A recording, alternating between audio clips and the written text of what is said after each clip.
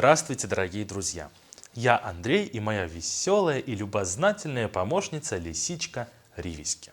Снова приветствуем вас в школе мордовских языков. Здравствуйте, ребята! Мы продолжаем наше интересное путешествие в волшебную страну ирзанского языка. На прошлых наших занятиях мы изучили слова и выражения, которые называют представителей животного мира, обитающих в нашем крае. А сегодня, впрочем, я думаю, лисичка горит желанием обозначить нашу сегодняшнюю тему. И, наверное, приготовила что-нибудь интересненькое для вас.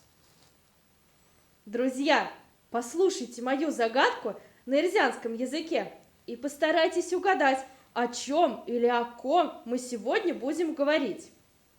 Кет-теме, узер-теме, сонь куда тея. Без рук, без топора, а дом строит. Верно, друзья, это птица. Ребята, сегодня, как вы поняли, мы будем говорить о птицах и познакомимся с новыми словами по теме нармутня – птицы.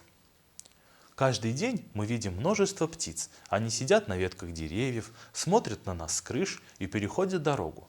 Мы почти не замечаем пернатых, а ведь они удивительные.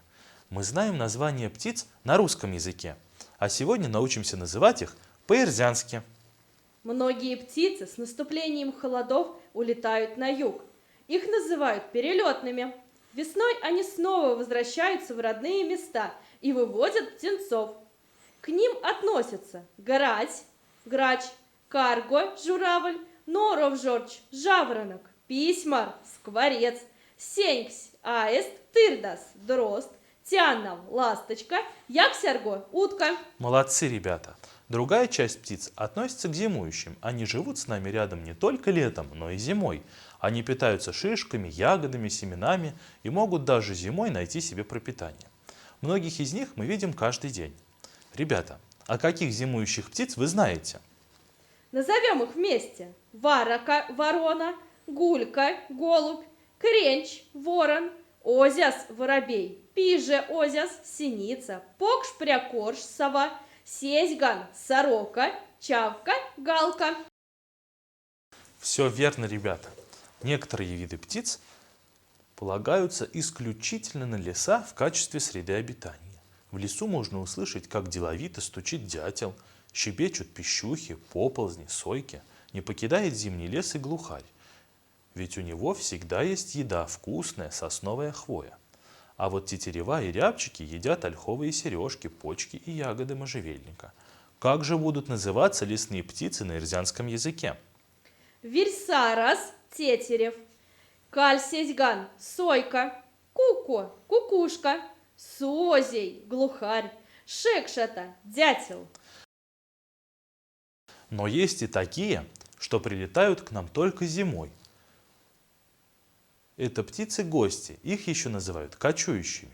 Они прилетают к нам зимой с далекого, холодного севера. Наши зимние гости – это чечетки, свиристели, клесты, снегири. В их родных краях зимой такой мороз и стужа, что им кажется, что у нас тепло. Да и корм у нас есть. Свиристели, снегири лакомятся рябиной, клесты – шишками, а чечетки – семенами. Для них наша средняя полоса как будто юг. Назовем их по-ирзянски. Вирь озяка, Клёст, коклать пря озяс, свиристель, тынгай верпеке, снегирь, якстере коня озяс. чечетка. Запомнили, ребята? Хорошо. Итак, друзья, наш урок подошел к концу. Мы сегодня хорошо потрудились и выучили много новых слов, названий птиц, обитающих в Мордовском крае.